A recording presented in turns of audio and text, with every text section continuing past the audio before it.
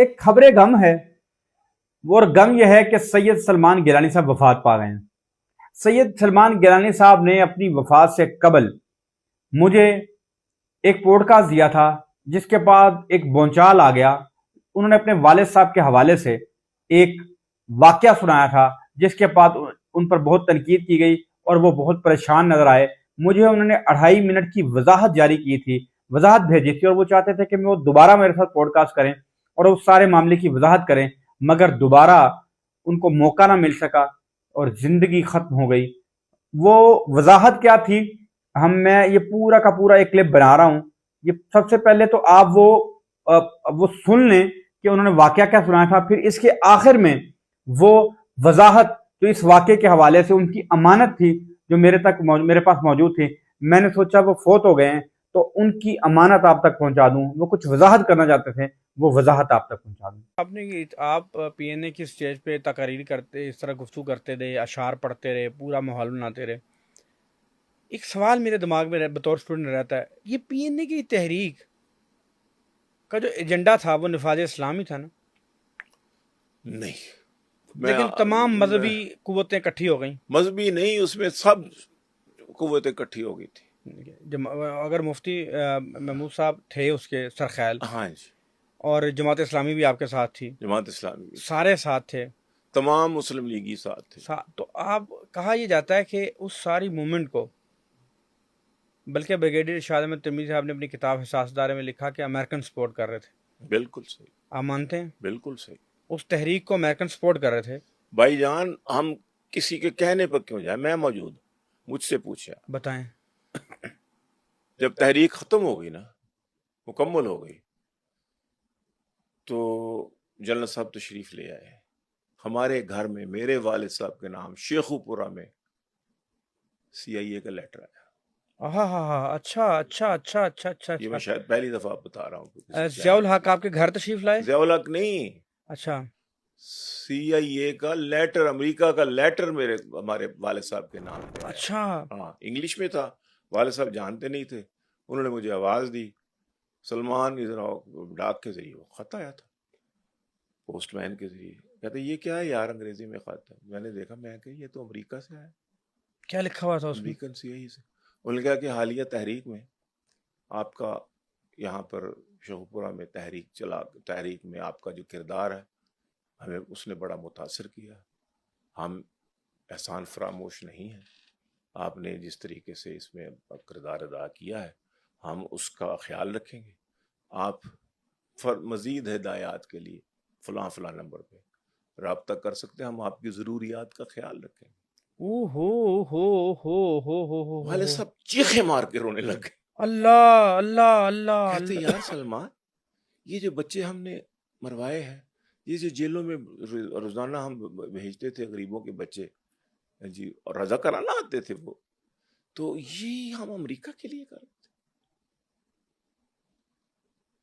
مجھے کہتے ہیں کہ اس خط کو ریزہ ریزہ کر دو، ریزہ ریزہ کر کے باہر جو نالیاں، اس کو باہر نالیاں ہوتی تھی نا، اس میں بہا دو، نہ جلا دو، جلانے کے بعد اس کو باہر راکھ اس کی جو ہے نا وہ نالیوں میں بہا دو، اس خط کی بھنک نہ پڑے کسی کو۔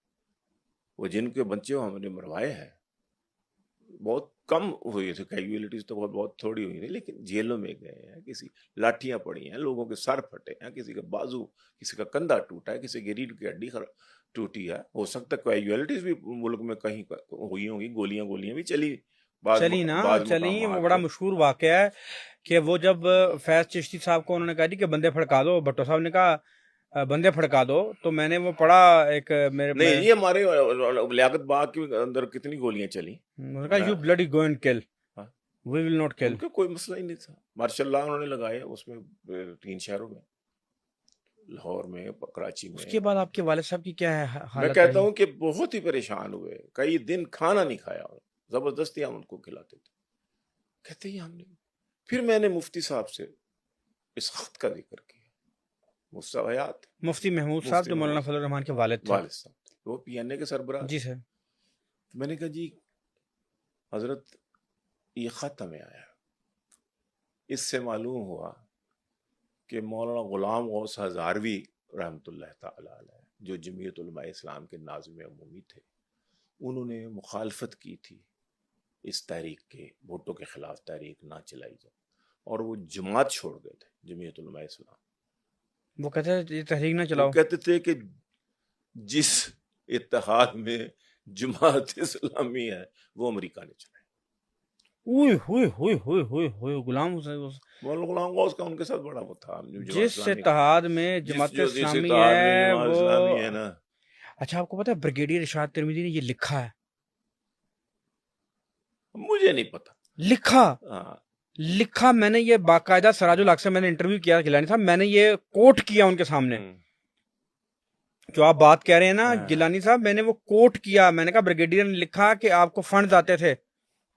اب جناب حیرت کی بات یہ ہے کہ مجھے اس وقت ہم بھی چونکہ بھٹو کے مخالف کیمپ میں تھے اور ہم وہ بعض چیزیں اگنور کر رہے تھے، ہم اس کی تعویلیں کرتے تھے. جس وقت تحریک چلتی تھی خصوصاً میں نے لاہور سنبھالا ہوا تھا، والد صاحب شیخو پورہ میرے عمر کے تقاضے تھے، تو میں لاہور آ جاتا تھا جلسوں میں رات کو رفیق باجوہ کے ساتھ جہاں جلسے میں ہونا تھا. اب لوگوں کو کیا پتا کہ رفیق باجوہ کون تھا؟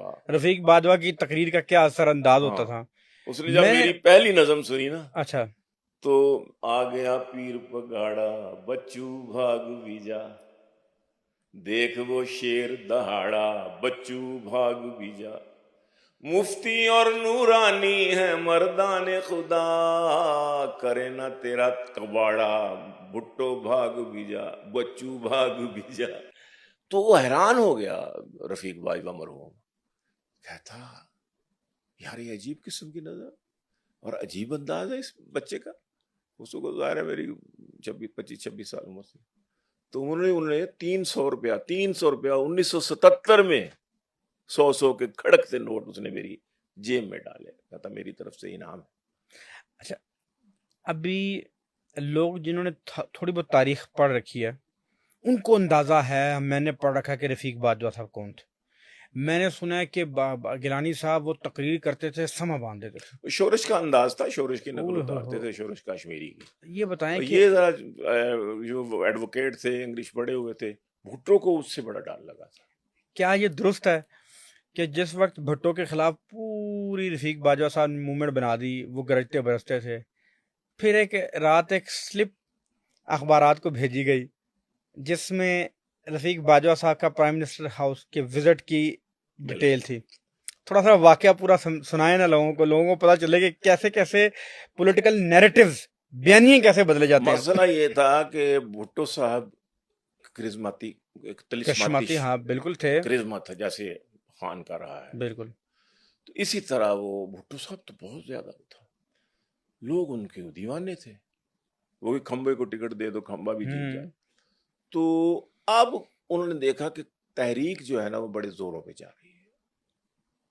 اس نے کہا کہ میرے مقابلے میں لوگ جب دیکھیں گے کہ مفتی محمود ہے، موٹا پیٹ ہے، چھوٹا قد ہے، لمبی داڑھی ہے، اتنا بڑا وہ ہے، انگلش کا لفظ نہیں جانتا ہوگا وہ، اور وہ ایک میرے مقابلے میں ایک شخصیت نظر آ رہی ہے اس کو اپوزٹ. بالکل ہماری عوام، ہمارے طالب علم، ہمارے نوجوان میرے مقابلے میں ان کو سپورٹ کریں گے، یہ تو رہنے دو، یہ تو خیر ہے. لیکن جو جنرل سیکرٹری انہوں نے بنایا نا PNA نے، وہ وجیح بھی ہے، اونچا لمبا ہے، 6 فٹ اس کا قد ہے، انگلش فر بولتا ہے، وکیل ہے، اور وہ JUP کا رانی صاحب کی پارٹی کا وہ تھا. تو یہ نہیں ہونا چاہیے، یہاں پر بھی ایک مولوی ہونا چاہیے تاکہ جب عوام مقابلہ کریں کالجوں کے، یونیورسٹی کے لوگ، اور آج وہ کہیں کہ یار ایک طرف بھٹو صاحب، پیرزادہ صاحب سونا منڈا ایک طرف یہ لوگ ہیں، اور ایک طرف یہ مفتی محمود، اور یہ اس کو ووٹ. السلام علیکم ورحمۃ اللہ وبرکاتہ. طارق خان صاحب کیسے خیریت سے؟ وہ میرے والا پوڈ کاسٹ جو تھا وہ کتنے مہینے ہو گئے نا، لیکن اب کسی نے وہ وائرل کیا اور پوری اس کے مہم شروع ہو گئی میرے خلاف. تو آپ کو کوئی کسی ایک کلپ کو کسی میرے حاسد نے یعنی جمعیت علماء کے حاسد نے مفتی محمود اور مولانا عبدالرحمان کے کسی حاسد نے دشمن نے اس میں ایڈٹ کر کے نا وہ جو خط کے والے سے والد صاحب والے جو امریکہ کا خط آیا تھا ایف بی آئی والوں کا، میں نے شاید اس کو غلطی سے سی آئی اے کہا، ایف بی آئی والوں کا خط تھا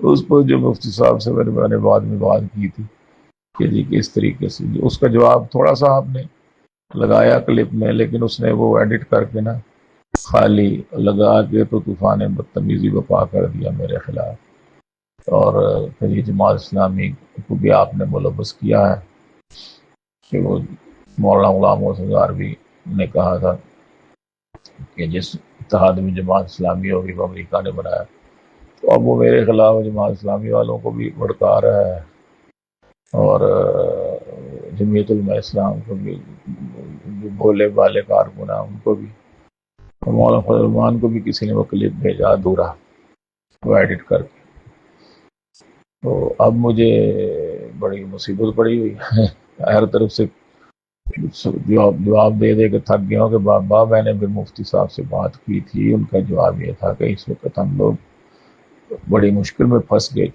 چکے تھے، پتہ چل چکا تھا کہ امریکہ کا اس میں مفاد ہے، لیکن اس وقت تحریک سے نکلنا ہمارے بس میں نہیں تھا، بس اس بات کو لے کر اب شروع ہو گئے ہیں وہ اس کا مطلب ہم لوگوں کو کہتے تھے کہ یہ جو ہے یہ ٹاؤٹ ہیں، یہ امریکہ کے ایجنٹ ہیں، یہ حامد رضا کیا نام ہے بس سنی کونسل والا ہے جی، وہ ایجنسیوں کے بندہ ہے، یا تو ایجنسیوں کا بندہ تو مفتی محمود بھی نکل رہا ہے، وہ جی ان کے قریبی ساتھی نے بتا دیا میرا نام لے کے، وہ بڑی مصیبت پڑی ہوئی ہے۔ اب ایک پوڈ کاسٹ اور کریں میرے ساتھ کسی وقت تاکہ میں ذرا اس کا مفصل جواب دے سکوں۔ جی ناظرین، یہ ساری وضاحت آپ نے سن لی، یہ وہ وضاحت تھی، یہ وہ جو اپنے چاہنے والوں کو، جمعیت علماء اسلام سے وابستہ لوگوں کو بتانا چاہتے تھے کہ ان کو غلط پرسیو کیا جا رہا ہے، وہ اس کی وضاحت چاہتے تھے، یہ وضاحت آپ تک پہنچ چکی ہے۔ سلمان گیلانی صاحب، آپ کی زندگی کو سلام، آپ کی حب اہل بیت کو، حب صحابہ کو سلام، جس محبت بھری زندگی میں آپ لوگوں میں خوشیاں بکھیرتے رہے، آپ لوگوں میں پیار بانٹتے رہے، آپ کی تمام محبتوں کو سلام، آپ کی تمام چاہتوں کو سلام، آپ کی زندگی کو سلام۔ اللہ تعالیٰ آپ کو کروٹ کروٹ جنت دے اور جنت الفردوس پہ اعلیٰ مقام عطا کرائے۔ اور یہ جو وضاحت تھی یہ آپ کی میرے پاس امانت تھی، میں نے آج آپ کے چاہنے والوں کو وہ امانت لوٹا دی۔ بہت شکریہ۔